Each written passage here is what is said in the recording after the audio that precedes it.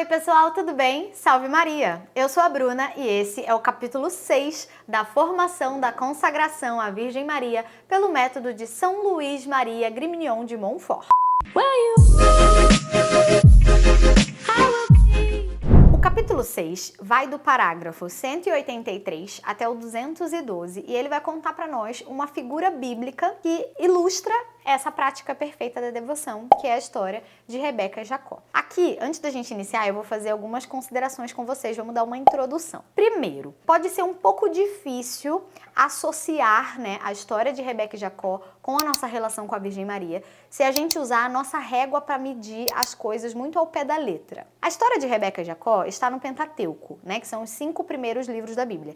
E esses livros não têm que ser levados ao pé da letra. Eles são histórias interpretativas. Não são as ações isoladas das pessoas nas histórias que contam, mas sim todo um significado e o seu contexto geral.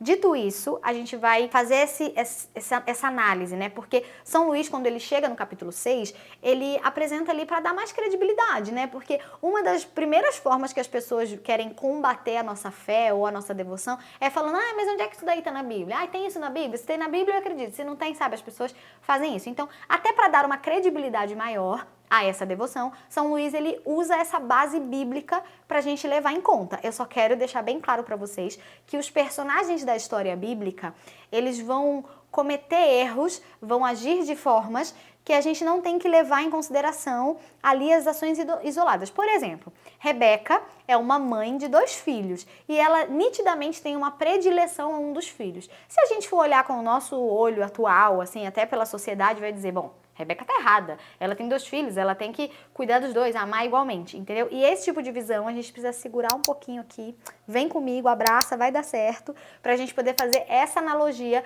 com Nossa Senhora e com essa devoção. Eu confesso a vocês que esse capítulo foi o mais difícil para mim quando eu estava lendo, talvez seja para você também, então vamos junto aqui, vamos com calma, para todo mundo estar na mesma página, mas qualquer dúvida que vocês tiverem, se não deu para entender, pode deixar nos comentários que depois eu vou responder todos, tá bom? Mas vamos lá. Primeiro vamos entender quem é quem, Nesse capítulo você vai ver muito a palavra réprobos, Então esses réprobos, essa palavra difícil, significa os infames, os condenados, os malvados, Os precitos, os sentenciados, e também os predestinados. Os predestinados são os destinados antecipadamente, ou seja, os escolhidos, os eleitos, o povo de Deus ali, os fadados. É importante a gente ter essa noção aqui bem explicada. E aí, no quem é quem, Esaú vai representar os réprobos, o lado mal da força, digamos assim, e Jacó representa os predestinados. Essa história, se você quiser ler na Bíblia mesmo, apesar do tratado trazer um pedaço dela descrita, vocês já leram,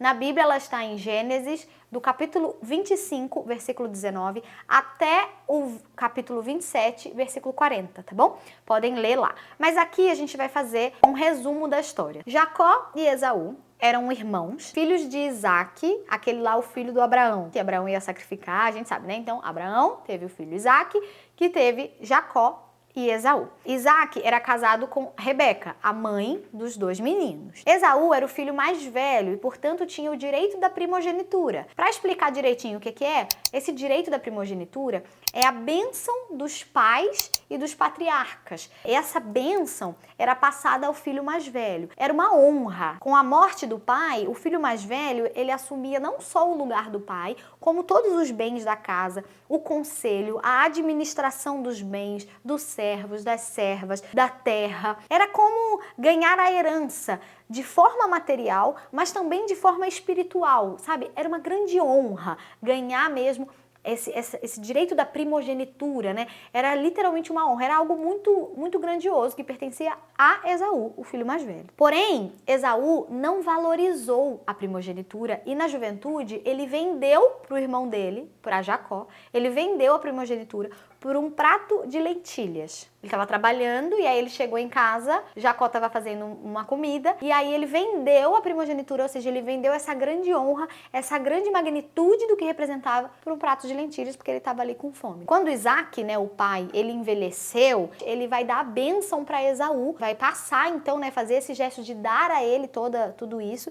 Porém, na ocasião, Rebeca, ela interfere ali em favor de Jacó e planeja todo um esquema para que Jacó recebesse a bênção no lugar de Esaú, que de alguma forma já era de Jacó, porque Esaú tinha vendido para ele, né? Então, Jacó é abençoado no lugar de Esaú. Esse é o resumo da história. Por que eu fiz essa introdução? Para a gente não olhar com o olhar cru, né? Com o nosso olhar humano essa situação. Por quê? Jacó, quando é narrado que Esaú vendeu a primogenitura por um prato de lentilhas, Jacó teve participação nisso. Ele estava ali fazendo a comida e quando Esaú chega e fala, me dá um prato aí, me serve e tal, eu tô com fome, Jacó faz, eu te dou se você me vender a primogenitura. Ele foi espertinho, ele foi leviano também. E aqui, como eu falei para vocês, a representação de Jacó vai representar os bonzinhos, né? Os predestinados. E aí você pode ler a Bíblia, ler o tratado e pensar, mas Jacó também não era assim tão santo? Como ele pode ser associado, né? Ou como eu falei antes, Rebeca não era assim uma boa mãe, já que ela tem predileção por um filho e outro, como que ela pode ser comparada à Virgem Maria? Então, isso pode causar um certo desconforto dentro do nosso coração. Por isso, se livre dessas amarras. Não vamos ver as ações isoladas, tá? Vamos ver o contexto geral. E aí, conforme vai avançando aqui na explicação do capítulo, isso vai ficar mais claro, tá bom? Mas esse é o resumo da história. Esaú não valorizou a primogenitura, não valorizou a bênção do pai e Jacó acabou recebendo a bênção também por intermédio da sua mãe. A sua mãe deu um jeitinho ali para que ele ficasse bem na fita. Tá? É isso que a gente tem que ter em mente. Aí aqui no slide eu fiz até a representação de um diabinho e de um anjinho para ficar bem lúdico, sabe? Vamos ver isso como uma história infantil, assim, bem o malvadinho e o bonzinho. Vamos tentar diferenciar bem claro para que isso fique muito nítido para nós e não cause confusão, tá bom? Mas lembrando mais uma vez, qualquer dúvida que você tiver, pode deixar nos comentários que eu respondo. Então, São Luís, ele associa a figura de Esaú aos réprobos, ao lado mau, aos ruins, e Jacó a figura dos predestinados, o lado bonzinho. Então, ele vai fazendo essa comparação de forma muito clara para nós, passo a passo. Então, vamos ver primeiro por que Esaú é comparado ali aos réprobos. Esaú, ele era mais velho, portanto mais forte e robusto. Tinha muitas habilidades. Os réprobos, eles empenham as suas forças nos negócios e no trabalho. São fortes, hábeis, esclarecidos para as coisas da terra, mas são cegos e fracos para as coisas de Deus. Aqui é óbvio que São Luís não é contra o trabalho. A gente precisa trabalhar, não é como se trabalhar fosse pecado. Mas é importante também a gente estar atento às coisas internas, às coisas de Deus. Então, é nesse sentido aqui que mostra que Esaú, né, que os réprobos, aqueles que estão longe do Senhor, estão mais preocupados em buscar as coisas externas, né? Tá mais preocupado com o trabalho do que com as coisas divinas. Segundo, Esaú quase não parava em casa, pois confiava apenas na sua força e engenho e trabalhava sempre fora. Já os réprobos nunca ou quase nunca permanecem na sua casa. Aqui, gente, a gente não pode ver as ações isoladas, é o que elas representam. Então, a casa aqui representa o íntimo, sabe? Esaú, ele não ligava para estar em casa, no sentido, não olhava para si, não olhava para o coração, né? Ele estava mais preocupado na coisa externa. E os réprobos, por sua vez, é a mesma coisa. Nunca ou quase nunca permanecem na sua casa, ou seja, no seu íntimo. Eles não amam o recolhimento, nem a espiritualidade e nem a devoção interior, que é onde Deus habita. Outra associação. Esaú não se esforçava muito para agradar Rebeca, a sua mãe, e nada fazia por ela. Da mesma forma, os réprobos não se importam em agradar a Santíssima Virgem e nem se dirigem a ela. Eles também não a odeiam. Alguns até têm alguma certa devoção, mas acha a devoção a ela, assim, acha que ver ela de uma maneira maior seja desnecessário, assim, sabe? E acham que uma devoção mais profunda é desnecessário. Então, olhando ali para a história, Esaú, ele não tinha uma proximidade com a mãe, não estava ali querendo estar dentro de casa, junto. Não é que, então sair para trabalhar é errado, sair é errado. Não. Por isso que, mais uma vez eu vou frisar, a gente precisa ver o contexto ali geral, o que está passando e não a ação isolada literalmente, senão a gente começa a confundir um pouco as coisas, tá? Esaú, ele não tinha essa proximidade com a sua mãe, assim como os réprobos, aquelas pessoas que se negam, né, a ter essa proximidade com Nossa Senhora. Esaú também era guloso. Ele queria satisfazer a sua carne, ao ponto de vender o direito da primogenitura por um prato de lentilhas. E da mesma forma, os réprobos vendem o seu direito ao céu. O que é o nosso direito à primogenitura? O que é a nossa maior graça, a nossa maior honra? É ir para o céu, é conquistar as coisas do alto. E a gente troca tão facilmente. A gente muitas vezes abre mão das coisas do alto de forma tão pobre, assim, ao ponto de vender o direito ao céu pelas coisas mundanas, pelas coisas passageiras, sabe? Trocam a eternidade, né, por migalhas. São pessoas que não estão interessados ali em realmente buscar o céu, né? Só pensam na terra, só querem viver para satisfazer a sua própria carne, só querem viver para focar nos prazeres desse mundo e não em alcançar uma plenitude, uma felicidade plena, entende? E aí aqui, pessoal, quero fazer uma pausa com vocês pra gente debater um pouco sobre a questão da gula. A gula, ela é muito mais do que só comer e beber demais. A gente costuma associar esse pecado a essa questão de alimento, mas na verdade ela se trata também de cobiça, ou seja, um desejo desenfreado de desfrutar dos bens materiais, os bens exteriores, sabe? Dos prazeres. É viver, quando a gente é guloso no sentido de desejar apenas satisfazer a minha vontade. Chega a ser até um pouco egoísta. Esse é o sentido da gula, né? Do pecado da gula. Além de, claro, comer demais, comer em excesso, por uma questão de egoísmo. E aí, nesse cenário, né, São Luís, ele faz esse comparativo, ao ponto que Esaú ali, ele era guloso. Ali, na palavra, mostra uma gula na comida, mas a gente transfere isso para o nosso dia a dia, para nossa vida, para a gente evitar essa gula, evitar ter esse coração réprobo, né? Evitar vender aquilo que para nós é o mais primordial por uma alegria momentânea aqui da terra, né? Isso não vai nos saciar. Então, não se trata apenas de comida nesse caso, né? Mas de se satisfazer e se vender pela sua própria vontade, o que é muito perigoso, né? Mais um comparativo. Esaú era como Caim, estava cheio de inveja do seu irmão, sempre perseguia ele. Esaú e Jacó tinham uma relação de muito conflito. Assim também os réprobos, eles odeiam e perseguem os predestinados, aberta ou disfarçadamente. Mesmo que seja de forma inconsciente, eles desprezam e criticam. Aqui eu até me recordo quando a gente falava das falsas devoções, os devotos críticos. São pessoas que realmente estão ali perseguindo os predestinados. Essa então é a explicação de todos os motivos que nos fazem enxergar Esaú, né, como essa representação dos réprobos. Agora vamos ver o contrário, né? Por que Jacó representa então os predestinados? Jacó, ele era manso, sossegado, pacífico, permanecia em casa, e a gente lembra, né? Aqui a casa representa o íntimo, buscava em tudo agradar a sua mãe Rebeca. Já os predestinados, eles amam o recolhimento e são interiores, têm vida de oração e buscam em tudo agradar a Deus e a Maria Santíssima. Próximo, Jacó também amava e honrava a sua mãe. Sua maior alegria, olha, eu achei essa definição que São Luís deu tão bonita.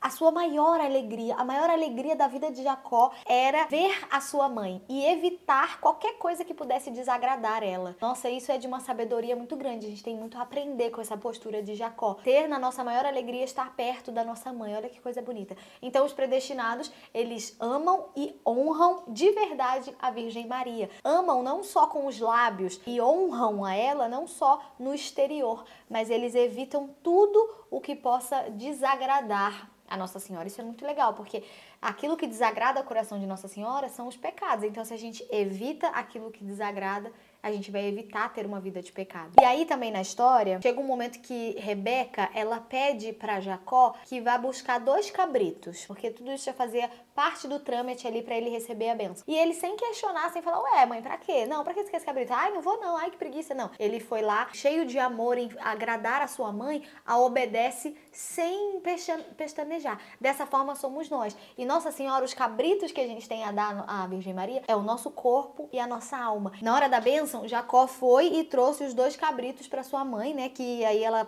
com esses cabritos, ela prepara uma saborosa comida ali para que Isaac, né, o pai, possa comer e tudo mais. Então, nós também devemos dar esses 2 cabritos, né, que representam o corpo e a alma, para nossa mãe, para que ela prepare de forma que o pai possa usar do nosso corpo e da nossa alma. Então, essa é uma analogia bem bonita, também que São Luís faz aqui para nós. E é importante entregar o nosso corpo e a nossa alma nas mãos de Maria por conta de 4 coisas. A gente deve fazer isso para que ela os receba como coisa que pertence a ela, ou seja, a gente entrega o nosso corpo e a nossa alma nas mãos dela para que ela entenda e receba isso como algo que pertence a ela. A gente dá o domínio à Nossa Senhora. Segundo, para que ela os faça morrer para o pecado e para si mesmos, que o nosso corpo morra para o pecado, que a gente perca essa característica de Esaú de ser tão guloso, de querer tanto só fazer a própria vontade. Também para que ela prepare segundo o gosto do Pai Celeste, para que a gente possa dar a maior glória a Deus. Então ela vai preparar ali, ensinar a gente a glorificar a Deus da maneira certa. E por último, para que sejamos dignos de receber a bênção do Pai Celeste, porque Rebeca, ela criou todo esse esquema, pediu ali os cabritos e preparou aquela comida como parte também de uma forma para Jacó receber a bênção. Então tá vendo como tudo vai se transferindo para nossa vida. Nossa Senhora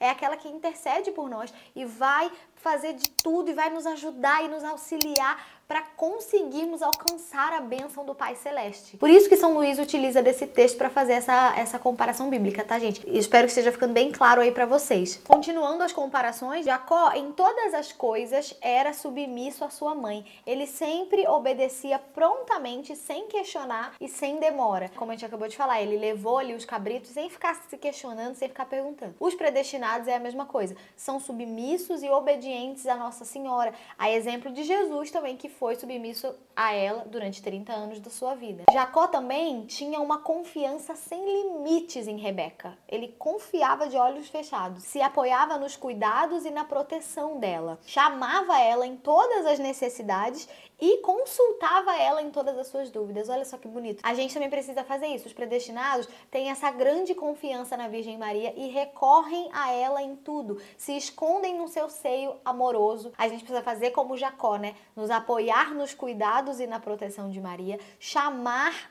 Maria em todas as nossas necessidades e consultar a ela todas as nossas dúvidas. Sempre que você tiver dúvida, tiver algo perturbando o seu coração, entrega a Nossa Senhora. Por último, Jacó, ele imitava as virtudes que via na sua mãe. Então, mais uma vez, eu vou falar aqui para vocês. Meditem as virtudes de Maria, parágrafo 108. Eu vou repetir isso para sempre, eu acho.